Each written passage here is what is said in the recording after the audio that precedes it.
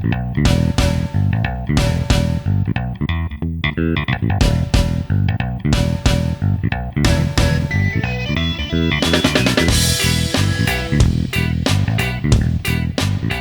Halloween, boys and girls! It is the Uncle Crappy, the Carla and Crappy show.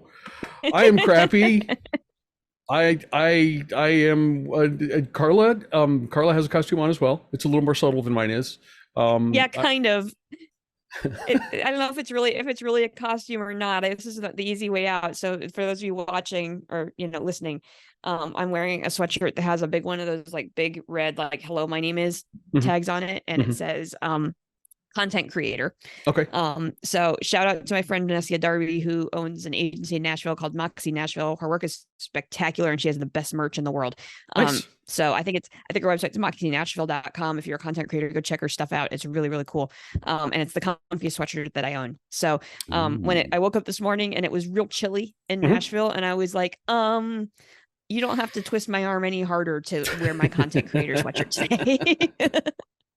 Oh, and you not when I have to walk across campus at 9:00 in the morning and it's still 36. So it was cool. Very nice. It was a nice cozy day for my sweatshirt.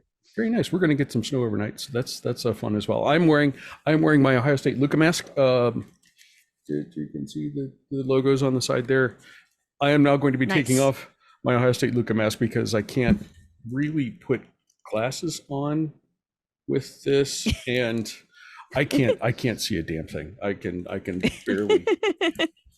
barely see the computer. My identity has been revealed. Oh no, Sorry. It's Uncle Crappy. It's just me. Hang on. Oh, wait. I can see now. And I can hear again. Yay. That's a lot better. That's a lot better. Okay. Now you're just a very confused college football fan. I'm just Ohio me. State, Cornell, I like it. I'm just me, basically. So the tagline of the show, actually, before we get to that, before we talk about last week, and we do need to talk about last week, we're going to talk about a thing that happened today. This is the time of year when we start getting weekly college football playoff rankings. Yes. And as a side note, from this point forward in the show, we use the college football rankings for our rankings rather than the Associated Press, which we've been using up to this point. Just real quick, I mean, obviously you guys have had a chance to see this, but we're going to go a real quick one down. We're just going to do the top 10, and then we'll obviously see if each of the other have thoughts about how this went, what it looks like now, what it should look like, etc. Number 10, Ole Miss. Number 9, Oklahoma.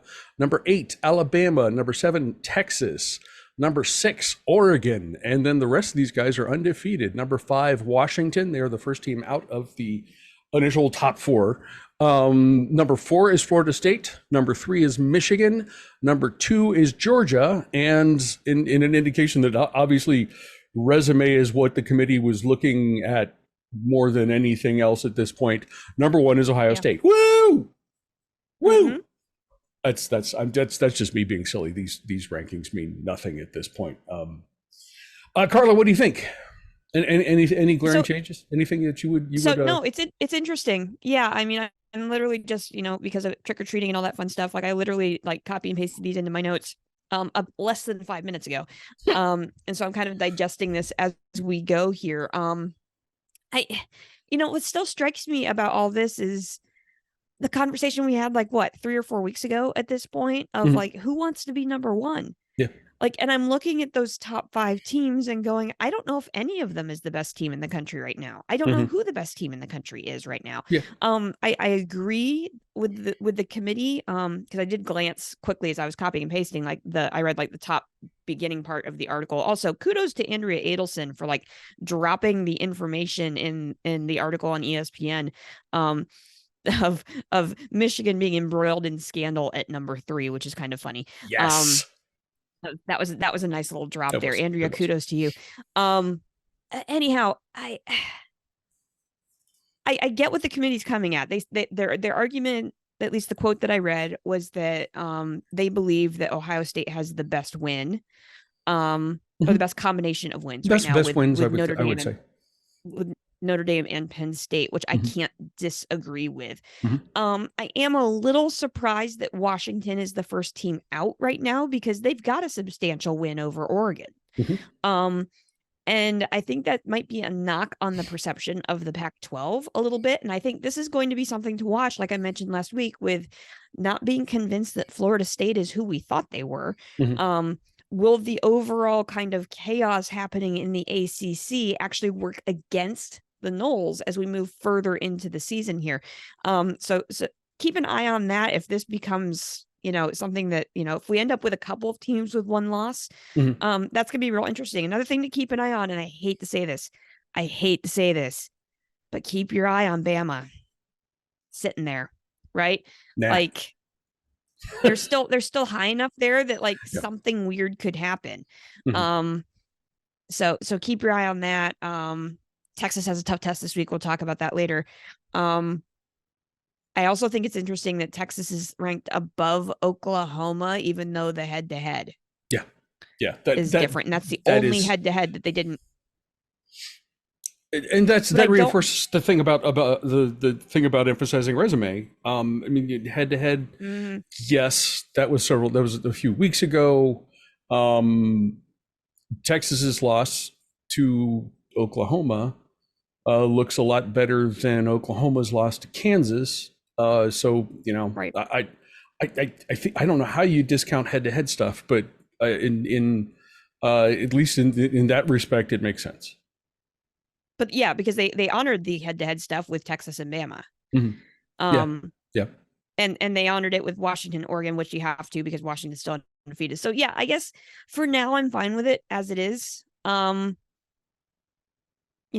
can't even quibble about Penn State being at 11. I would have quibbled about that earlier and said that they should have been in the top 10, maybe above Ole Miss. But then after what we saw out of the Knits last weekend, I think 11 is deserved. You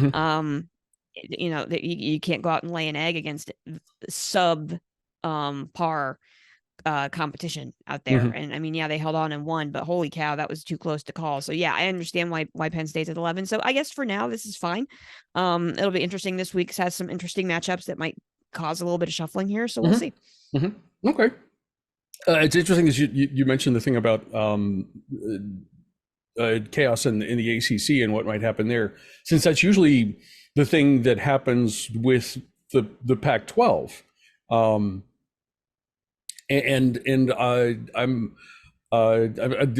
it still could. It still could. We could. There's lots of fun stuff coming up there too. But yeah, this is just the initial. This is just the starting point. Nothing to get too excited about. Even though it's fun to see the Buckeyes at the top of the list. I don't think they're the best team in the country right now. I don't believe that. I don't think they are either. But I can't make an argument for any of the other top 5 teams. Yeah. Like I can't legitimately put Georgia ahead of them right now. Based on what we've seen from the complete body of work there, and you mentioned that the chaos that normally happens in the Pac-12, the chaos is happening in the Pac-12. The difference is this year, the Pac-12 teams are actually good. Yes. Right. And so when the Pac-12 is eating its young here, it's actually like ranked on ranked kind of stuff. It's not. So the chaos that is happening is not as detrimental to the overall grand picture in the scheme of things because all the teams are ranked and they're good. So yeah, it's just what a year. If this might be the most wide open that we've been at the first playoff ranking. It has been fun so far. There is no question. We were hoping to have a lot of fun at 3:30 last weekend. And this is where I started to say before I remember the playoff rankings, our tagline is come back next week and see how wrong we were. Carla, we weren't wrong. The games on paper looked to be, that 3:30 window looked to be outrageous. And none of those games turned out to be worth a damn, right? No, No, it ended up being a dud. We actually, not to say that like we were on the same mindset, because we didn't talk about our top of show conversation Yeah. here. That's literally what I have here is was I wrong about everything last weekend? Pretty much. Yeah. That 3:30 window ended up being a dud. And Yes. Georgia won big over Florida. Oregon absolutely dominated the pants off of Utah. Yeah, I did not see that coming. That was a beatdown. I didn't either. That was. And then Duke, even with Riley Leonard, didn't put up much of a fight at all at Louisville. I don't know whether that was deflation after, essentially having Florida State on the ropes and then, losing that game mostly because of Leonard's injury, or if Leonard still just wasn't quite at 100%. Like, I don't know exactly what the cause was there, but man, Duke did not look like the same team that we had seen up to this point this season. No, out there. Not at all. And the other thing, like even like continuing that further, because I added a couple more games at 3:30 to pay attention to. Like, I was wrong about BYU potentially scaring Texas. Like, no Quinn Ewers, no problem. Yep.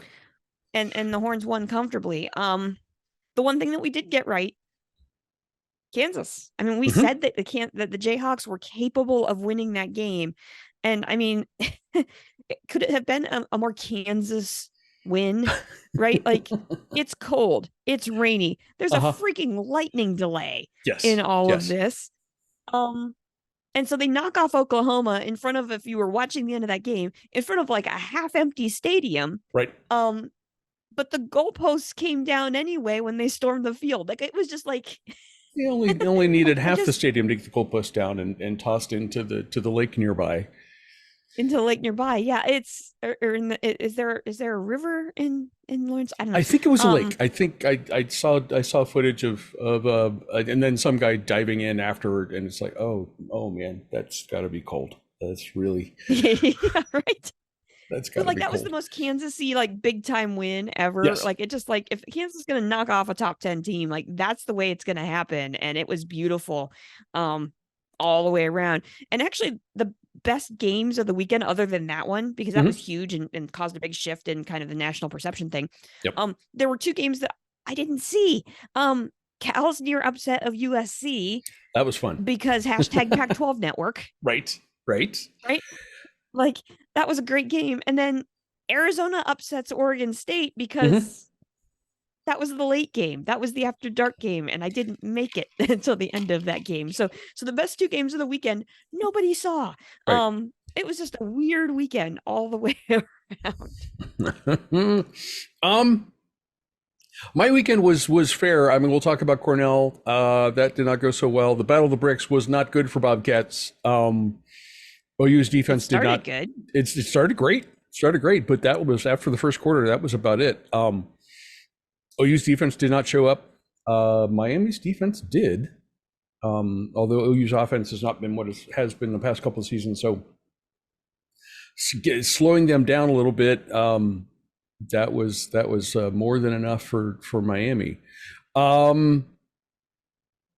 A couple things from Ohio State's game. I was pleased overall, holding the Badgers to 259 total yards and 10 points.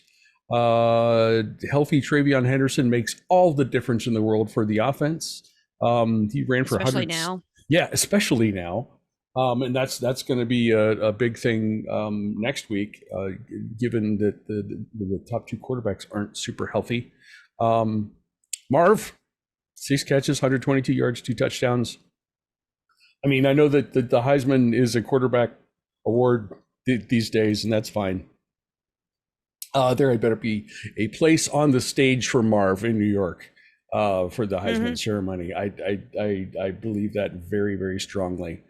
Anything else from last weekend you want to touch on? We talk about how weird things have been around Clemson. That's been a weird. That's been a weird week. It has been, and I don't. Apparently, there was a call-in show, and someone got in and Dabo went off on a 5-minute rant, which I have not listened to yet. But yeah, that is a weird thing. That we would not be that we just would not be paying attention to Clemson like at all at this point of the season as we get into November. But it's Yeah, again, that's part of the bizarre nature of the ACC this year. Things have been kind of turned upside down, and I don't see Clemson.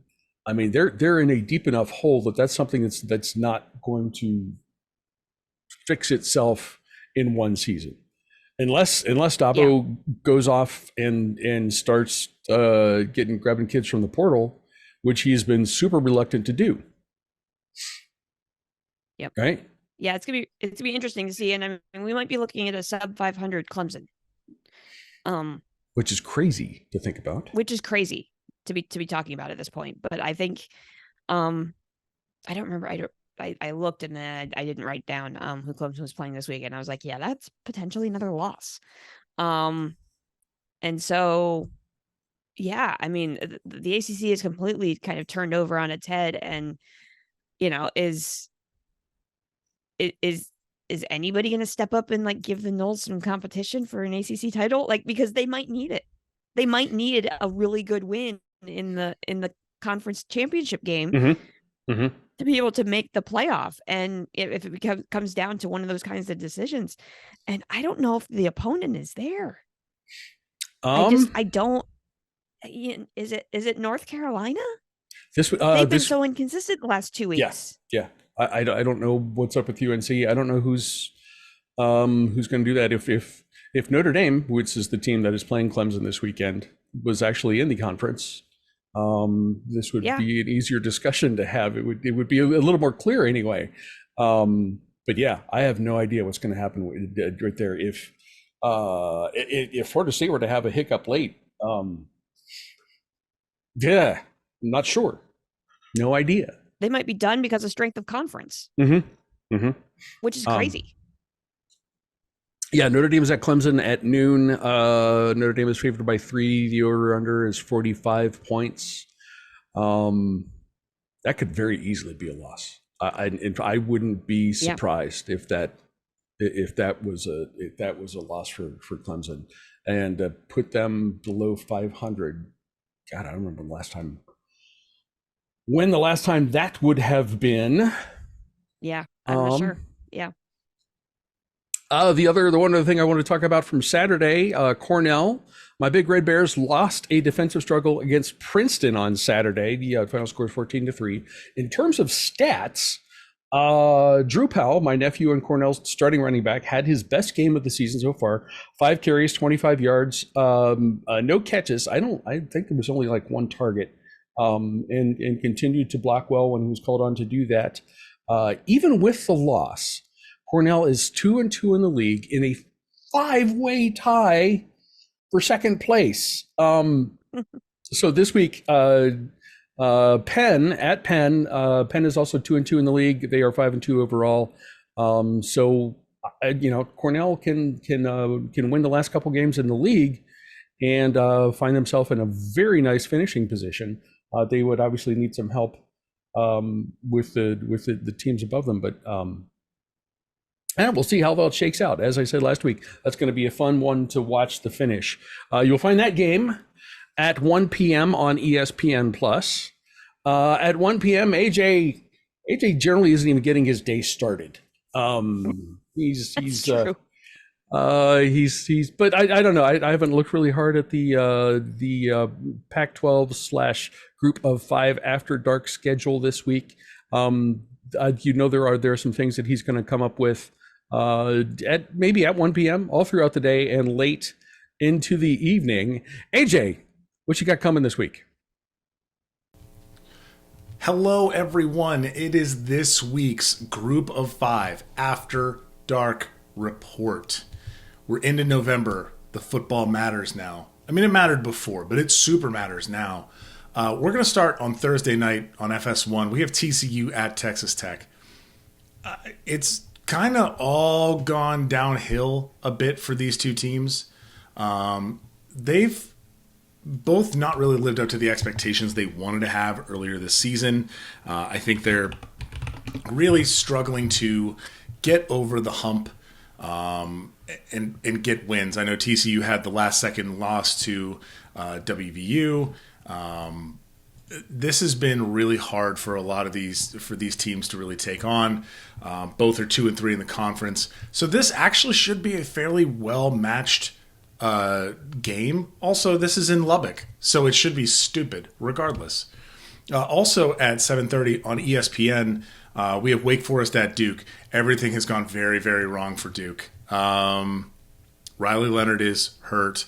Duke is still favored by 12.5 because Wake is bad, but I don't know that this Duke team, they're going to have a great defense. I don't know that they have an offense that's going to actually be able to put up the points necessary. Riley Leonard was doing a lot of that. I still expect Duke to win, but this might be closer. And also on Thursday on ESPN2, we have South Alabama at Troy. South Alabama not having the season they wanted. Troy definitely having the season they wanted. They're 6-2, 3-1 in the Sun Belt. They're perfectly fine. South Alabama, this was the game last year. This was the game that decided the Sun Belt West. And this ended 10-9 last year, I think. It was like an incredibly low-scoring game because the defenses were so good. The fun index on this one is 45.5. Don't expect a ton of points. But South Alabama just isn't quite right. They beat Oklahoma State, which was very, very funny. But they also lost to Central Michigan. They lost to James Madison, and they lost to ULL last week. So they're just they're good, not great. I think Troy is great. So I would say that Troy is probably going to come out on top in that game. We move to Friday, and I'm only talking about one game here, and that is Colorado State at Wyoming. The wheels have come off for the Pokes. They've lost 2 games in a row. They lost bad to Boise State. I think this is a opportunity. They're back home in Laramie to get back on track, but you're playing the chaos machine of Colorado State. Literally anything is possible with Colorado State. Colorado State has had a really goofy season this year where they've won games they shouldn't have or been close in games they shouldn't have, like almost beating Colorado. They beat Boise. They could have beaten UNLV, but they've also lost games really badly. They lost to Utah State by 20. They got the absolute wheels taken off of them by Air Force last week in the snow. They are a like ankle biter of a team. So I think Wyoming needs to stay on their toes. Hopefully they can get back on track. I don't know if Andrew Peasley is going to play or not. He was hurt last week, so he did not. Or no, he did play last week. He was 10 for 20 for 85 yards. He's just not quite right. He got hurt, I believe, in the Air Force game. So keep an eye on that one. That one might get weird late. It's also on the Network of Champions, CBSSN. Let's go to Saturday at noon, where we have ourselves a big, dumb game. And I want to point this out. Nebraska at Michigan State. Now, I know I'm talking about Big Ten football here, but this is on FS1, and Nebraska is 5-3. And the only reason I want to talk about this is that if you look ahead on Nebraska's schedule, Nebraska has Michigan State this week, Maryland next week, and then Wisconsin and Iowa to finish the season. There is a very real possibility that Nebraska is either 8-4 or 9-3 going into the last game of the season against Iowa.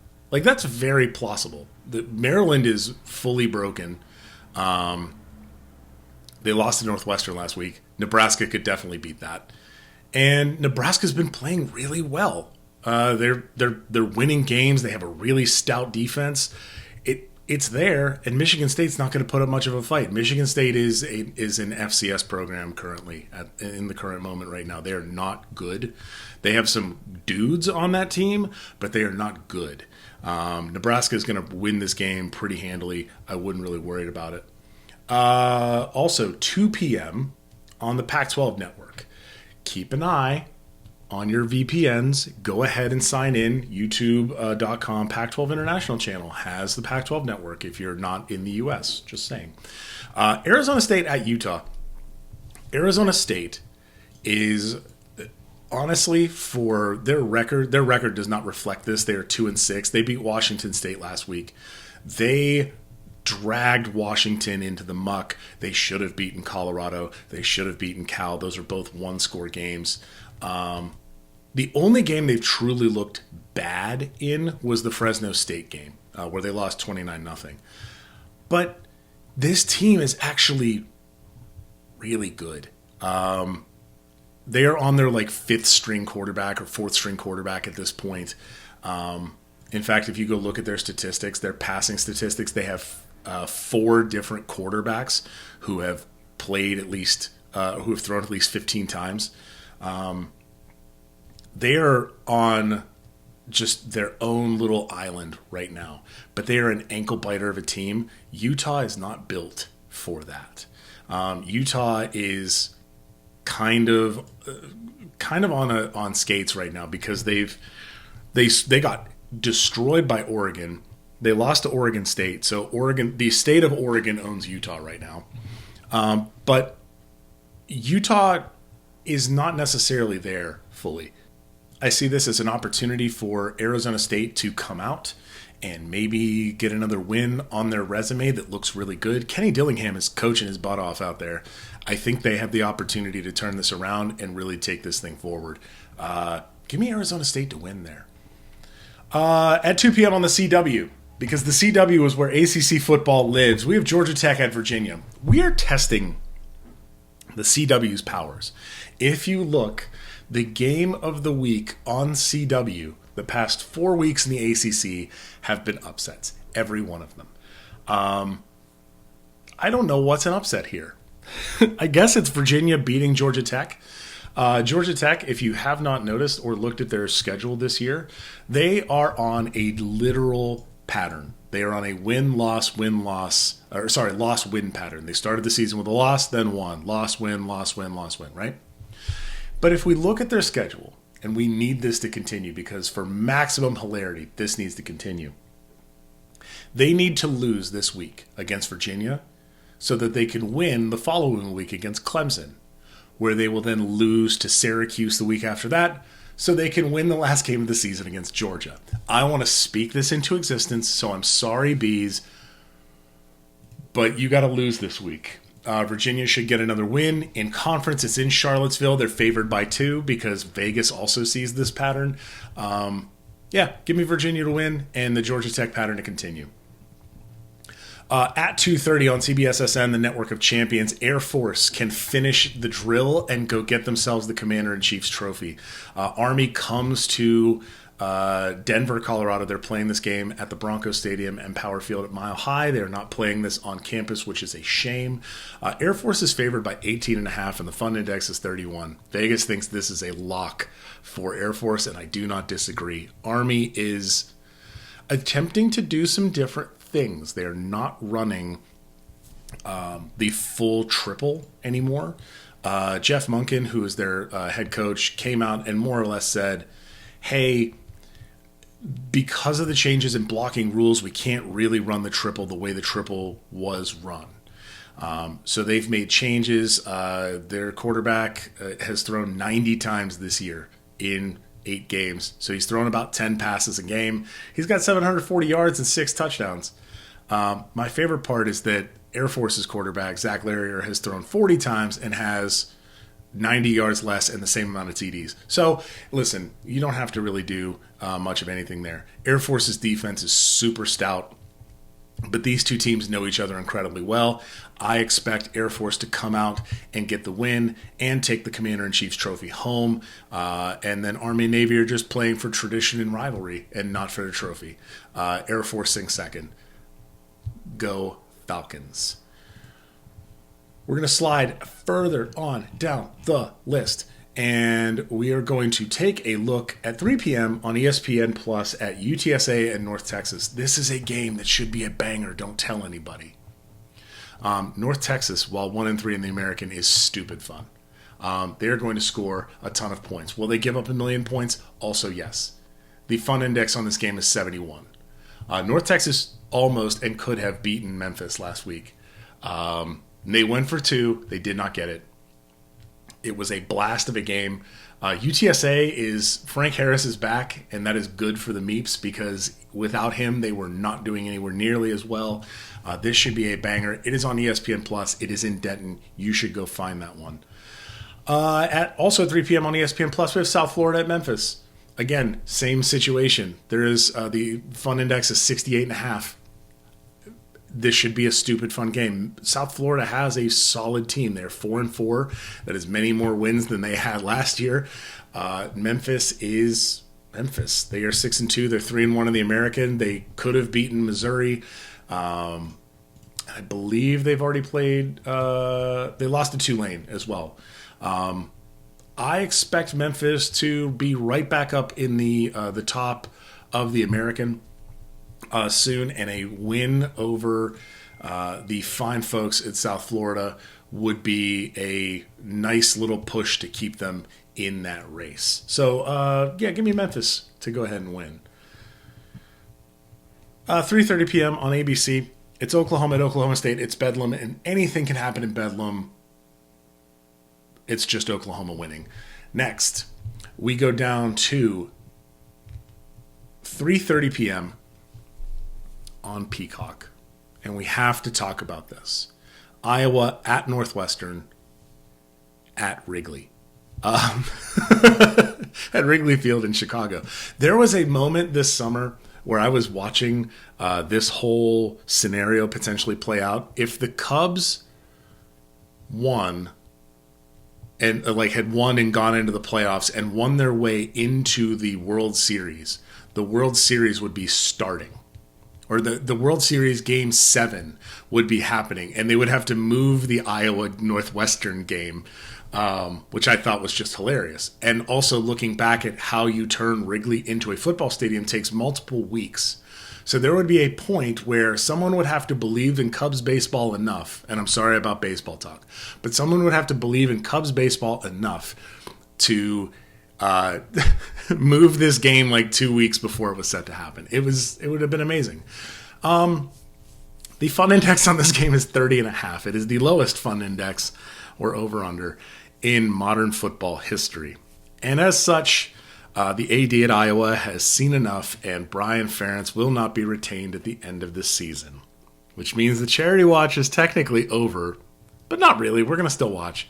They have Iowa favored by 5. I don't know where that 5 is coming from, but they have Iowa favored by 5. This game should be truly awful to watch, and thus I'm going to watch the whole thing because, again, my desires, they're sometimes unconventional. 3:30 on FS1, we have a... Why does that say Big 12? This is UCF in Cincinnati. That's an American game. Why does that say Big 12? That's weird. UCF is going to Cincinnati. This should be to... Why are they bad? UCF is 3-5. Cincinnati's 2-6. I thought they were playing for the American lead. Huh. That's weird. UCF should win. On 3:30 on ESPN2, we have James Madison going to Atlanta to play Georgia State. This is a Sun Belt banger. Everyone, get on board. This is effectively for the Sun Belt East. James Madison is absolutely destroying everyone. They can't play in their conference championship game, so technically it's not for the Sun Belt East, which is a shame, and that rule is stupid. But James Madison still can make a bowl. The way that it works is if they finish the season the way that I expect them to, which is they're just going to run the table in the Sun Belt. They are better than pretty much everybody there. If there are not enough bowl-eligible teams, James Madison and Jacksonville State, I believe, are both technically eligible for a bowl. So the way it goes is that you win, you're either 6-6 or above, or if you're not 6-6, you're 6-7. That's for the teams who play a 13-game schedule like they play Hawaii. So New Mexico State is in this boat right now. They have 6 wins. If they win a 7th, they'll be actually bowl eligible. They're not technically bowl eligible yet, even though they have 6 wins. And then if there's still no bowl spots available, James Madison can get in. So imagine all of the good bowls have the fully bowl eligible teams, and then some team who thinks they're getting like a 5-7 team that's getting in on grades is getting James Madison. Man, I would hate to be that team. I don't even know who it is. It's November 1st when I'm recording this right now, so I have literally no idea who it's going to be, but I feel like somebody's going to have a feeling or a type of way about that. James Madison's going to roll in this game, but Georgia State's going to win the Sun Belt East. We now go to additional unconventional means, and ESPN Plus, 4 p.m., ULM at Southern Miss. Both of these teams are terrible. They're real bad. Frank Gore Jr. is the only good thing that Southern Miss has at this point. They are 1-7. Give me ULM to win. Show me a win for ULM and the Warhawks. Give me Terry Bowden getting a W in his hands in the air. It should be pretty good. 5:30 p.m. on the Pac-12 network. Again, find your VPNs. Cal at Oregon. Do not sleep on this game. It's got Oregon favored by 24. I know that. Do not sleep on this game. Jaden Ott is a beast. Cal is fun and might make this squirmy for Oregon. Do not sleep on this game. All I am going to say. On the NFL Network at 6 p.m., Marshall at App State. Just a good game. Just a truly good game. App State almost fumbled the bag against Southern Miss last week. Southern Miss was leading for a good portion of that game, and App State came back and won by 10. You can't do that against Marshall. So Marshall maybe comes in and gets a win in Boone. I expect App to win, but that should be super fun. 6 p.m. on probably the Mountain West Network, we have UNLV at New Mexico. Do not sleep on UNLV. UNLV is 6-2. Could have been 7-1.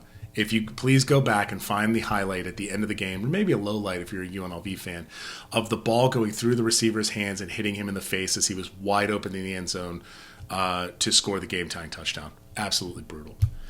And then finally, we're going to slide down all the way to the late slate.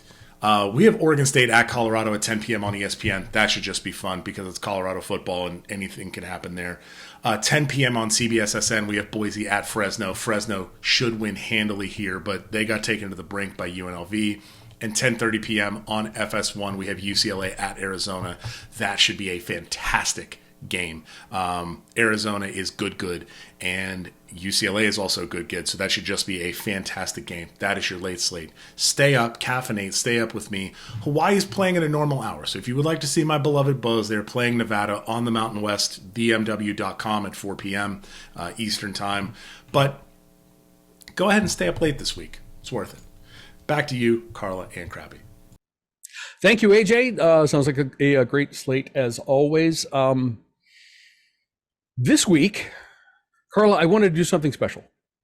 I wanted to because these are games that we picked. They don't all have the biggest AJ Fun Index, but there should be scoring in these games, right? Yes. We are dedicating this week's games to Brian Ferentz,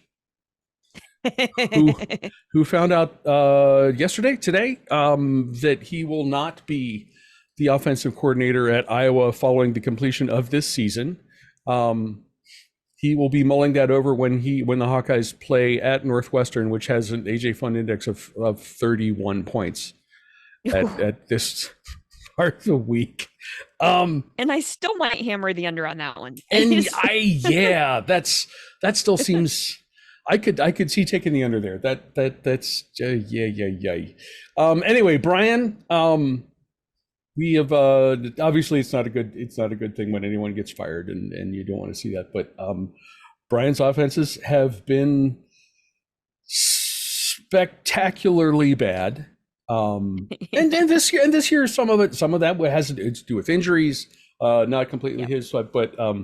So Brian, we wish you the best of luck, both this weekend and in the future.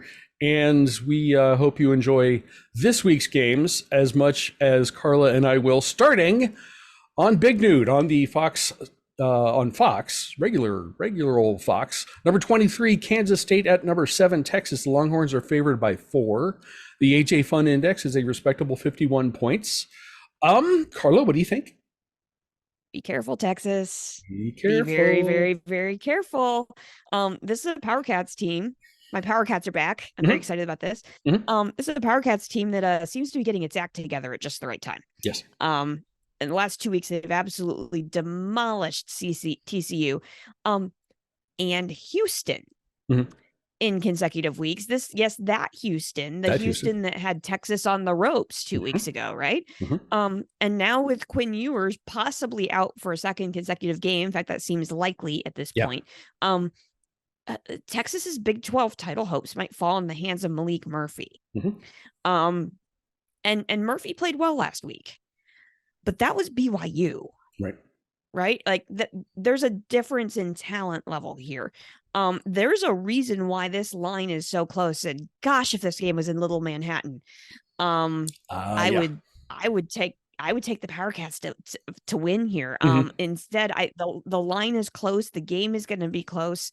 I don't know if the Power Cats have everything they need this year. They're a good team. They love to play. Spoiler, if they were playing this game at home, I think they could absolutely pull this off. I'm not sure they can pull it off on the road. So I'm going to say that the Longhorns eke one out here. But this is one of those big 12 games that I really could go either way. But I'll stick with the Longhorns, but I'm pulling for you, Power Cats. Let's go make messes in the Big 12. That'd be fun. That would be fun. Malik Murphy, I've read he's a likely starter. I think he had a couple picks last week. Suffered a strip sack at some point as well against BYU.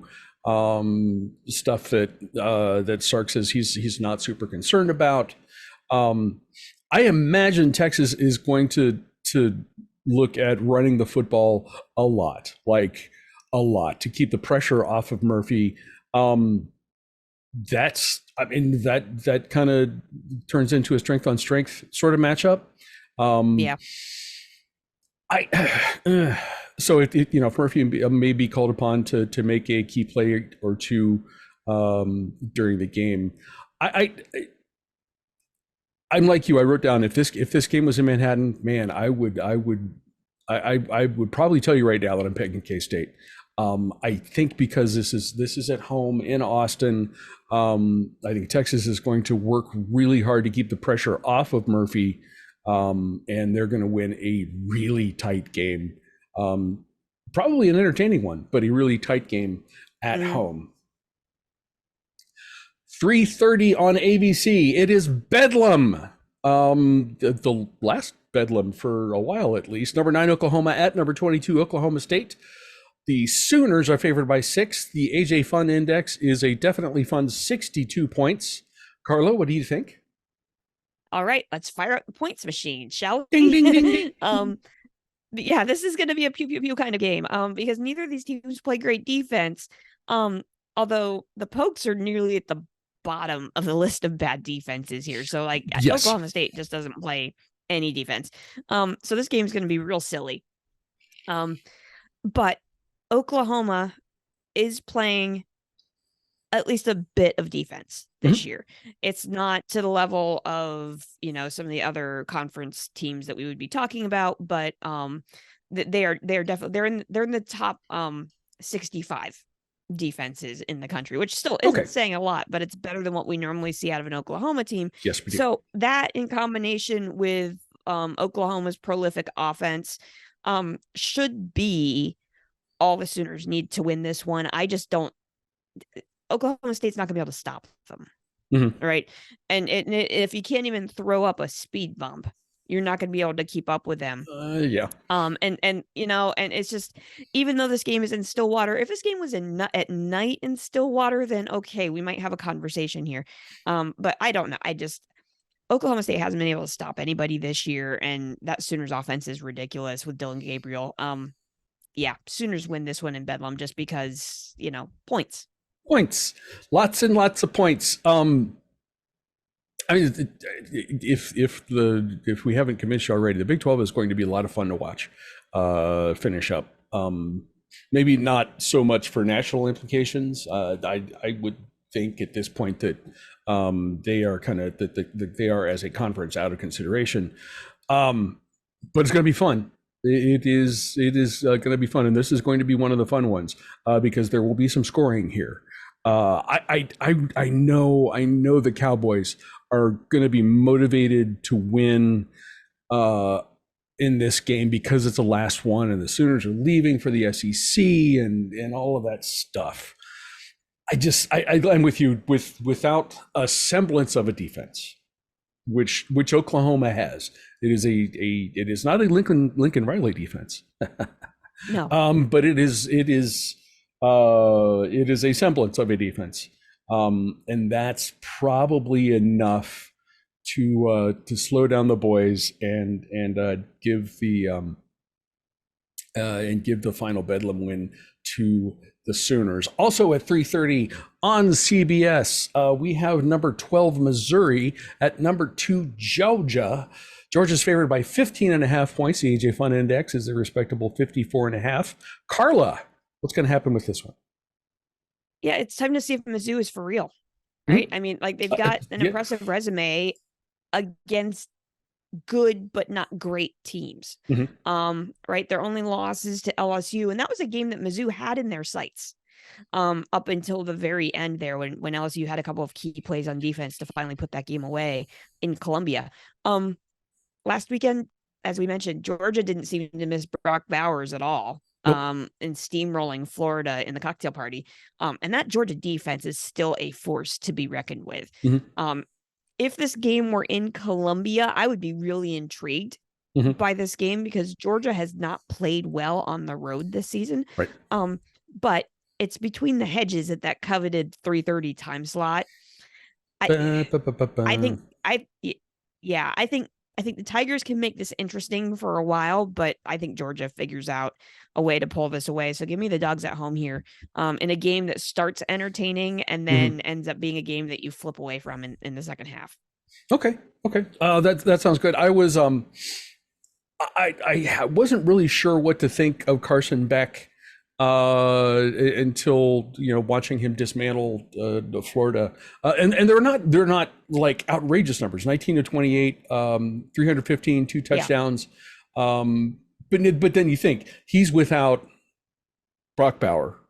He's without his top target. That's a good day. That is a very, very good day for a quarterback that hasn't really had to deal with that stuff a whole lot this season. Missouri's having a great year, but Georgia's rounding into form at this point, perhaps motivated by the initial playoff ranking and the fact that they are not at the top of the list. I think Georgia wins this one at home fairly handily. At 7:30, we mentioned points. We mentioned something about points this week. 7:30 on ABC, number 5 Washington at number 20 USC. Washington is favored by 3.5. The AJ Fun Index, get this, boys and girls, is 76 points. 76 points. 76. Carla, who's going to score more points in this one? Yeah. Have we ever seen a Fun Index that high? I don't think so. Not off the top of my head, no. Yeah, this was when I saw that this week. I was like, oh gosh, we have to talk about this game, not just because they're 2 ranked teams, but like, have you checked the Fun Index on this? That's what caught my attention right away, right? Like, we all know the challenges that USC has on defense, the Lincoln Riley disease, right? And while statistically, Washington doesn't have a great defense, the Huskies have displayed moments of defensive brilliance, particularly against Oregon. That was a really great defensive performance in a big time game, right? And so I have to believe that eventually, like, Washington can't run the football. I don't know if you've noticed that, but like when you go, like, it's Michael Penix or bust on offense. And I have to believe, with as wacky as the Pac-12 is, that's going to come back and bite them at some point this season.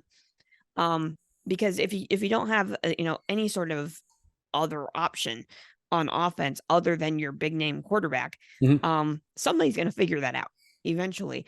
So I think it's going to bite them eventually, but USC doesn't have a defense, so it's not this game. This game's gonna be an absolute shootout. I love the point, and I love the fun index in this game. Huskies win on the road in an absolute shootout. That's gonna be really fun to watch. It's an interesting point about the running game, and perhaps that comes back to bite Washington against Utah. Not next weekend. But that is a question for the time, because USC does not have a defense. Thank you, Lincoln Riley. It's so many points. This is going to be so much fun. Don't worry about Washington and the 15-point outing they had against Arizona State. That was just a blip. This is going to be insane. Both teams are going to be scoring in the fourth quarter, but Washington is going to score more, and the Huskies will win this one on the road. And get ready for Utah the following weekend. Yeah, this game's also going to take forever, so just be prepared for that. It's a 7:30 game. There's going to be so many points scored. This game could take 4 hours to play. So everyone's throwing the ball. Yeah, it's gonna be on for quite a while. At 7:45, an odd starting point. Number 14 LSU at number 7. I didn't write down Alabama's number. I think they're 7th. 8. Excuse me. Alabama is number 8. They are favored by 3 points. The AJ Fun Index is 60.5. Is there a chance, Carla, that Alabama could lose a second time in Bryant Denny in this season? And that's the reason why I think they figure out a way to win this game is because they're playing at home, right? Like, if this game were in the Bayou, I'd be really tempted to take LSU here, because I don't think Bama this year has the offensive firepower to keep up with LSU and Jaden Daniels. Like, they just, Moreau is fine, but it's just not the explosive Bama offense that we are used to seeing. Right. The difference here is that, like, the Bama defense is still pretty darn good, even if it's not quite as spectacular as we're used to seeing. But the big question for me in this game is, does Bama have the option of beating itself here? Because this is a team that is still being riddled by sloppy play and penalties. And is that the difference here? Because these teams are really statistically even. LSU is capable of pulling this off. If Bama hurts itself too many times, LSU could steal this game. I think it's possible, especially against a quick scoring offense like LSU. They can flip on a dime on those kinds of turnovers and penalties and mistakes, right? My gut says, though, you've got to take Bama at home, because this just isn't a situation where Saban loses very often. Playing at night at Bryant Denny, like, he just doesn't lose in these big time games. So my gut says take Bama here, but man, if we get the Bama that we've seen out of the last several weeks with all the mistakes and the penalties, the Tigers could pounce here and steal this, and that wouldn't stun me at all. But I'm gonna hedge my bet here and stick with the Tide, in what should be a really, really good game. Okay. If anything, statistically, LSU has a better defense or better offense than Washington's. Hello. Yeah. That was something I was surprised about, and I've told you guys before how much I enjoy watching Jaden Daniels play. He just is a silky smooth runner, throws a great ball, and racks confident up. Poise, doesn't make mistakes. Yeah. Bama's been playing better defense as of late, but as you said, this is not a team that has looked like Alabama. That's been the only consistent thing. They have not looked like Alabama all season. Not the Alabama that we expect to see. I'm not sure that Alabama's defense is good enough to keep up with what LSU is capable of doing offensively. And that's why I'm telling you right now, this is a season that will go down in Bryant Denny history, because Alabama is going to lose a second game at home on Saturday to the Tigers. Okay, one more game. This is actually the last D1 game, FBS game that starts on the schedule on Saturday, and I'm sure that AJ is going to talk about this, but we're talking about it too. 10:30 Fox FS1, number 19 UCLA at Arizona. UCLA is favored by 2.5 points. The AJ Fun Index is 51. Carla, what do you see here? This Arizona team is playing the record of the Pac-12 this year, right? Because they're 5-3, but they could very easily be 7-1. They had an overtime loss to Mississippi State in week 2, and that triple overtime battle against USC. Had those two games gone differently, we'd be talking about a ranked Arizona team here, and they just knocked off Oregon State last week. Can they top the Bruins again? Can they top another ranked opponent this week at home? As we've mentioned multiple times this year previously, this UCLA defense is legit. Yes. Especially against the run. This game has to make UCLA nervous, but that fun index tells me everything. The fact that the fun index is I mean, I know that like 50 some points is not low, but the UCLA offense is good. The Arizona offense is good. When the fun index is down into the 50s, right, that tells me that defense is going to be the difference here. And that UCLA defense is good. And I think that's the reason why they get this done on the road. But man, if I'm UCLA, I'm real nervous. I don't want anything to do with going to Tucson right now. They better be sharp and not do something silly. But Bruins find a way to win this one on the road. Okay. UCLA, as you mentioned, monster defense and a what is looking more and more like a solid Chip Kelly offense. Arizona, as you said, quality season. The overtime game against SC, they gave Washington a run for the Huskies' money. Didn't lose that game by much. It would be fun for the sake of just kind of mayhem to see Arizona bear down in this game. But I feel like the UCLA Bruins finally look like the team that Chip Kelly wants them to be. And that's going to be enough for UCLA to pick up the win on Saturday evening. Boys and girls, you can hear the Carla and Crappy Show on Apple Podcasts, Spotify, Google, and a variety of other podcasting hosts. You can watch us on YouTube and on the show's Facebook page.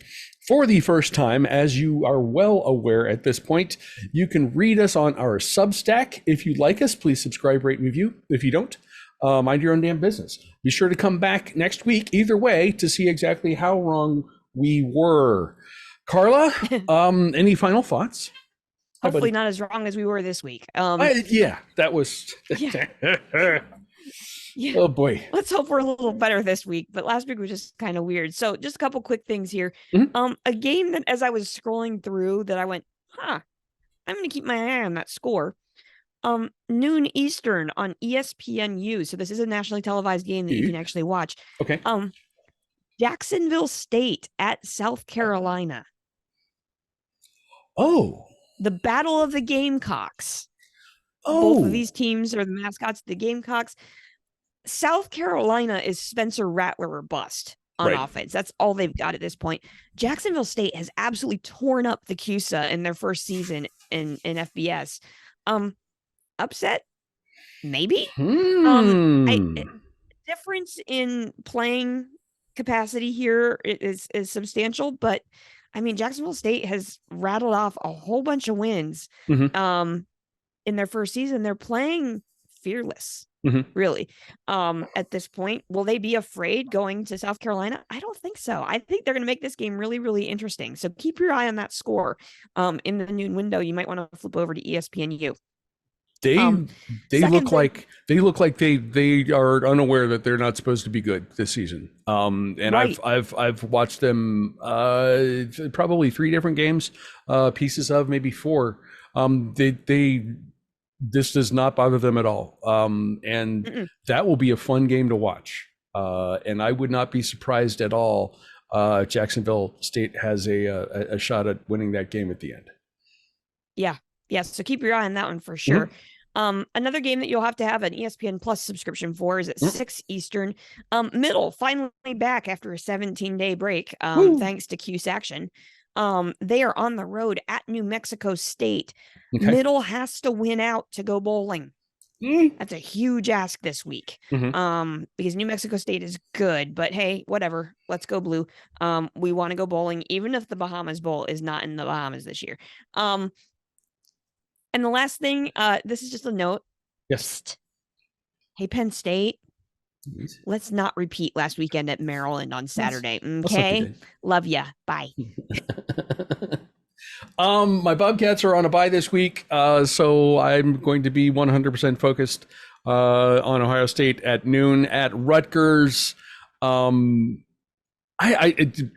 quarterback situation is kind of itchy. I know Kyle McCord's going to start. It may be that Devin Brown gets to play. He returned to practice after spraining an ankle against Penn State a couple weeks ago.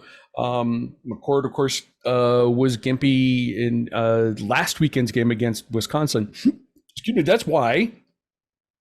Travion Henderson. Oh, man, you came back at the right time. Having him back, and to double down on that, Mayan Williams had surgery today and is not going to be available for the rest of the season. So depleted running back room, but with Henderson healthy and able to ease the burden on the quarterbacks, that should mean we get win number 9 on the road. Carla? Yes. Enjoy your weekend. I will. Lots of fun stuff to be paying attention to. So it should be a gosh, how many weeks in a row do we have to stay up late? I can't keep doing this. But that last game's going to be so dang good. It is. Well, I mean, you're going to be up anyway because Washington and SC isn't going to finish before midnight. That's also true. Which comes first? The end of Washington SC or halftime at UCLA, Arizona? That's a good question. Excellent question. Carla, thank you once again, as always. Thank you to AJ as usual. And to you guys, thank you again for watching, for reading, for listening, for doing all of the things. Be sure to come back. Enjoy the week. Enjoy the weekend. Enjoy the week. There's Maction on right now on my phone right here. Right now, yeah. And there will be tomorrow, and there's games Thursday and Friday and Saturday. And then, if you want to do Sunday football, that's fine. It's up to you. But anyway, enjoy the games. Be sure to come back next week when we will do this all over again. Cheers, everybody. Have a great week. Cheers.